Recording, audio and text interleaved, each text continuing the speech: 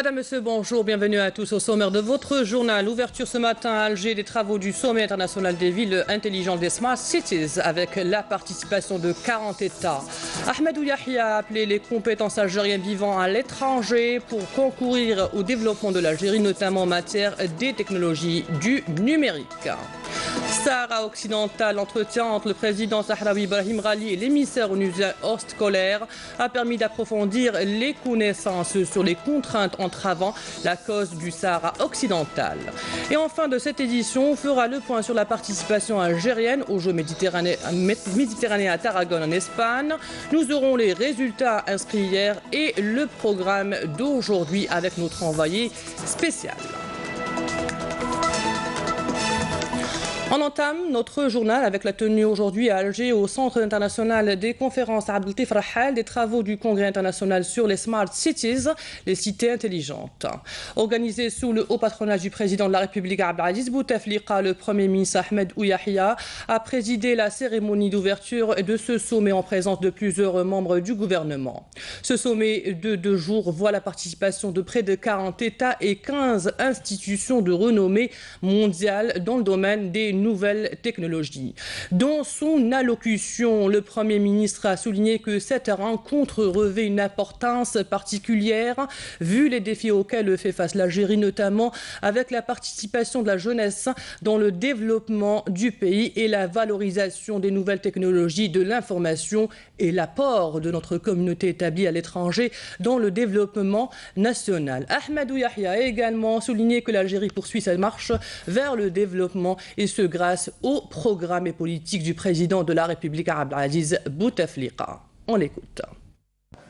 فيما يتعلق بتثمين الكفاءات الوطنية المغتربة في خدمة التنمية الوطنية. Concernant la valorisation des compétences nationales vivant à l'étranger et leur contribution dans le développement du pays, cette rencontre qui voit la participation d'une partie de ces compétences me permet d'intervenir aujourd'hui pour vous dire en premier lieu que l'Algérie ne fait aucune différence entre ses citoyens résidant en Algérie et ceux vivant à l'étranger. On atteste les dernières mesures prises par le président de la République au profit de notre communauté établie à l'étranger dans divers domaines, à l'instar du logement, de l'emploi ou encore de l'investissement, des preuves concrètes de la volonté de l'État de concrétiser ce projet. En second lieu, les nouvelles technologies de l'information sont devenues comme un pont virtuel à travers lequel les compétences algériennes vivant à l'étranger peuvent intervenir, même sans se déplacer, au développement de leur pays d'origine dans divers domaines. Et on retrouve en direct notre journaliste Nejma Harash qui est sur les lieux. Nejma, bonjour. Nejma, nous savons que l'objectif essentiel de ce sommet est de favoriser la mise en place de partenariats internationaux et l'échange de connaissances en matière de développement de villes durables et d'investissement dans le cadre des hautes technologies. Quels seront les principaux thèmes qui seront abordés ? Oui, bonjour Fela. Alors en ce moment, même les travaux se poursuivent. Bien sûr, les thèmes les plus importants retenus sont enjeux des startups dans la Smart City, processus de l'innovation numérique en Afrique, développement de l'écosystème technologique, mobilisation des talents de la diaspora, enjeu mondial de la Smart City et bien d'autres thèmes. Sachez que ce sommet qui se tient sous le haut patronage du président de la République se déroulera sur 2 jours, à savoir aujourd'hui et demain. Il sera dédié à l'Afrique et au monde émergent pour participer à l'évolution de leurs écosystèmes de technologie et de l'innovation. Donc des chiffres à retenir là pour cette matinée. Donc il y aura 4000 participants, 150 conférenciers qui vont animer une 50aine de conférences débats. Et comme vous voyez derrière moi, il y a une exposition en marge de l'événement qui se tient. Donc il y a les sponsors de l'événement, mais aussi il y a les exposants. Donc la plupart d'entre eux sont des jeunes porteurs de projets innovants pour participer justement à Alger, ville intelligente. Aussi, là, pour la concrétisation de ce projet, Sachez qu'il y a eu récemment le lancement du laboratoire d'expérimentation de la ville intelligente ainsi que le lancement du centre technologique. Donc ces deux institutions vont fusionner leurs efforts en vue de rapprocher les technologies mondiales de pointe avec les start-up technologiques algériennes. Donc sachez qu'il y aura aussi à la fin de l'événement une remise de prix aux meilleurs porteurs de projets. Voilà ce qu'on peut dire ce matin là à propos de ce sommet. Merci à vous, Nejma Harash, pour toutes ces précisions. Je rappelle que vous étiez en direct depuis le Centre international des conférences Abdelkader Farhel, où se sont ouverts les travaux du Congrès international sur les Smart Cities, les cités intelligentes. Et dans cette optique a été lancé hier le concours des solutions innovées au niveau du jardin Dounia Park. À cette occasion, le Wali d'Alger Abdelkader Zouk a appelé à donner la chance aux jeunes en vue de leur permettre de concrétiser leurs idées en matière de nouvelles technologies. Ils sont plus de 200 jeunes représentant toutes les régions du pays et la communauté nationale établie à l'étranger a participé à ce concours. Hasna Zoubiri. 250 étudiants porteurs d'idées innovantes venus de 17 pays participeront au concours des solutions innovantes organisé en marge du sommet international des villes intelligentes. Ces étudiants seront jugés par une cinquantaine d'experts internationaux. Nous voulons démontrer qu'il y a des Algériens capables de relever les défis. Le jury, composé d'experts internationaux, a confiance en la technologie développée par ces jeunes étudiants. C'est réconfortant. Le but de ce sommet, c'est d'arrêter la dépendance envers l'étranger. Pourquoi nous cherchons des programmes étrangers alors que nous avons des compétences locales qui peuvent satisfaire la demande nationale? Les 3 premiers lauréats remporteront des prix financiers, à savoir 5 millions de dinars pour la première place, 2 millions de dinars pour la seconde place et 1 million de dinars pour le 3e gagnant. Le but étant d'encourager ces jeunes à créer leur start-up. Le concours des solutions innovantes qui aura lieu au niveau du jardin Dounia Park a l'impératif de donner la chance aux jeunes en vue de leur permettre de concrétiser leurs idées en matière de nouvelles technologies. Il leur permet également de partager leur expérience avec d'autres étudiants venus de l'étranger. Dans l'actualité nationale aujourd'hui, au niveau du Conseil des Nations, présentation et débat du projet de loi fixant les modalités d'application de l'exception d'inconstitutionnalité et du projet de loi relatif à la création de l'Académie algérienne de l'Amazirité. Les journées d'information sur le logement public promotionnel LPP se sont clôturées hier à Dubaï. Ces journées qui étaient destinées à notre communauté établie dans les pays arabes ont été supervisées et animées par le ministre de l'Habitat, de l'Urbanisme et de la Ville, Abdelwahid Temar, et le ministre de l'Emploi et de la Sécurité sociale, Mourad Zemali, et ce, en application des orientations et décisions du président de la République, Abdelaziz Bouteflika. À Biskra, sorti hier de 10 promotions de l'école supérieure des forces spéciales Mustafa Houdja au cours d'une cérémonie présidée par le commandant de la 4e région militaire, le général-major Abdelrazak Sherif. Hasiba Abdallah. La cérémonie de sortie de promotion 2017-2018 de l'ESFS, l'école supérieure des forces spéciales de Biskra, a été présidée par le commandant de la 4e région, le général-major Abdelrazak Sherif. Ce dernier a passé en revue les éléments des 10 promotions sortantes. Quant au commandant de l'ESFS, le général-major Abd Litim, il a mis l'accent lors de son allocution d'ouverture sur la formation militaire théorique et pratique reçue par les membres de ces promotions. Les efforts de l'école supérieure des forces spéciales ne seront efficaces sans la réussite de ces éléments des promotions sortantes dans leur parcours professionnel. Une réussite marquée par l'abnégation, la fidélité, la discipline et la bonne conduite. Une réussite à la hauteur de la réputation de l'armée nationale populaire, digne héritière de l'armée de libération nationale. Après avoir prêté serment, la remise d'attestation des grades aux lauréats de chaque promotion.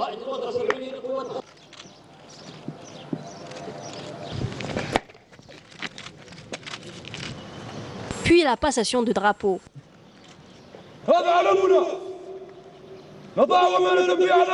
Les promotions sortantes ont été baptisées du nom du Shahid Saïd Chehdi, disparu en 1958.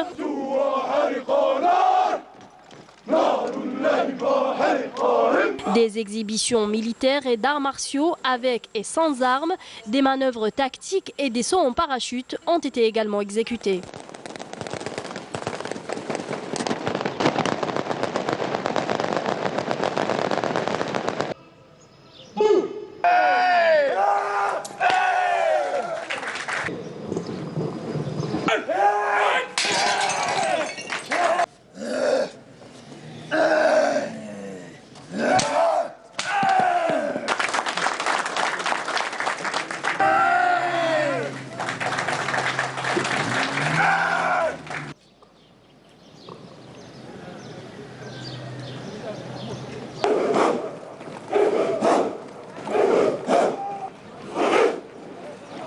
Au terme de la cérémonie, un hommage a été rendu au Shahid en distinguant les membres de sa famille. Comme annoncé dans les titres et en vue de relancer les négociations, l'envoyé personnel du secrétaire général de l'ONU pour le Sahara occidental hors scolaire poursuit sa tournée dans la région. Hier à Tindouf, il s'est entretenu avec le président sahraoui, secrétaire général du Front Polisario, Brahim Ghali. L'entretien a été l'occasion d'approfondir les connaissances sur les contraintes entravant la cause du Sahara occidental. Nussein Ben Saïdi. Lors de sa visite dans les camps de réfugiés sahraouis, l'envoyé personnel du secrétaire général de l'ONU pour le Sahara occidental, Horst Kohler, a affirmé que les entretiens avec le président de la RAST, secrétaire général du Front Polisario, Ibrahim Ghali, et le chef de la délégation sahraoui chargé des négociations ont été une occasion d'approfondir les connaissances sur les contraintes entravant la question sahraoui. Ces entretiens ont été très positifs. Ils constituent une occasion d'approfondir les connaissances sur les contraintes entravant la cause du Sahara occidental. Il est du devoir de l'Organisation des Nations Unies d'honorer ses engagements et d'œuvrer à la mise en œuvre des résolutions du Conseil de sécurité afin de trouver une solution à cette question. Nous avons discuté d'une manière franche et directe, notamment en ce qui concerne la mise en œuvre des résolutions du Conseil de sécurité. Nous avons aussi évoqué les contraintes entravant l'application des décisions de l'ONU concernant la cause sahraoui.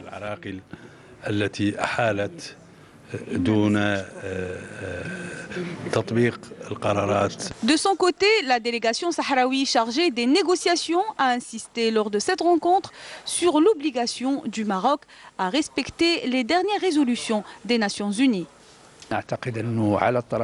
Je pense que le Maroc doit lever les contraintes entravant la cause du Sahara occidental, notamment concernant la dernière résolution 2414 stipulant qu'il faut absolument relancer les négociations et ce sans condition.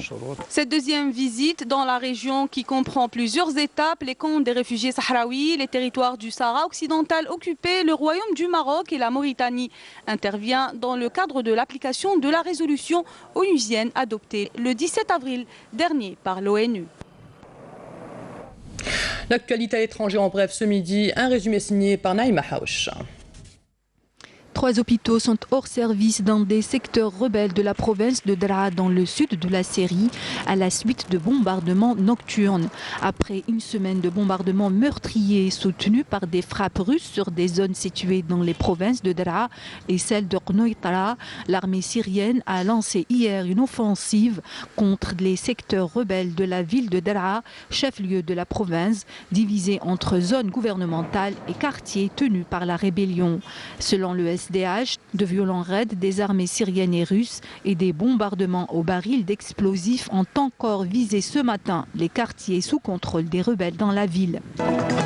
55 personnes ont été tuées en 24 heures dans les bombardements, les raids et les combats dans la province de Hodeïda, dans l'ouest du Yémen. Les forces pro-gouvernementales yéménites, encadrées par les Émirats arabes unis, piliers de la coalition conduite par l'Arabie saoudite, ont lancé le 13 juin une offensive visant à chasser les rebelles houthis de la ville portuaire de Hodeïda, essentielle pour les importations. Les Émirats ont exigé à nouveau un retrait des rebelles de Hodeïda à la veille d'une rencontre de l'émissaire de l'ONU avec le président yéménite Abdrabbo Mansour Hadi pour tenter de trouver un accord évitant une escalade militaire. Restant étranger, place au sport. D'abord le football avec le mondial 2018 en Russie et poursuite de la troisième et dernière journée de la phase de poule avec le déroulement des matchs entre la Corée du Sud et l'Allemagne, le Mexique contre la Suède prévu à 15h heure algérienne. Et ce dans le groupe F, ainsi que le match qui opposera la Serbie au Brésil et la Suisse contre le Costa Rica à 19h heure algérienne pour le compte du groupe E. Changeons de cap et allons en Espagne à Tarragone où se tiennent les Jeux méditerranéens 2018. Aujourd'hui, c'est la 6e journée. Nous retrouvons de suite notre envoyé spécial à Tarragone, Mortar Hamani. Mortar, bonjour. Quel est le programme d'aujourd'hui ?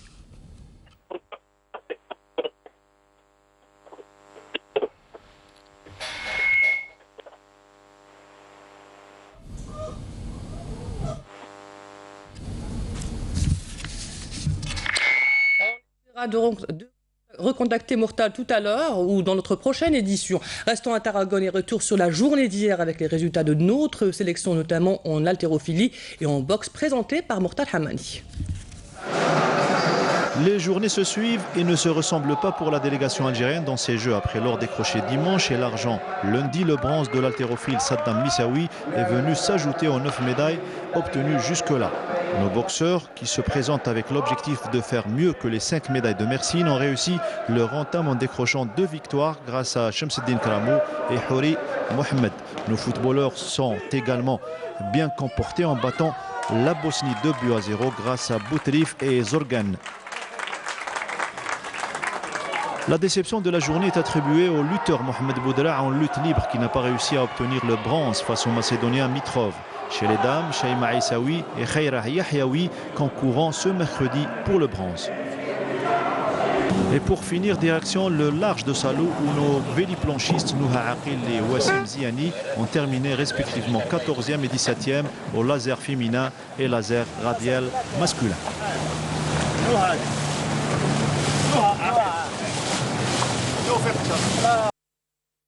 Ligne de la voile avec Mortar Hamani.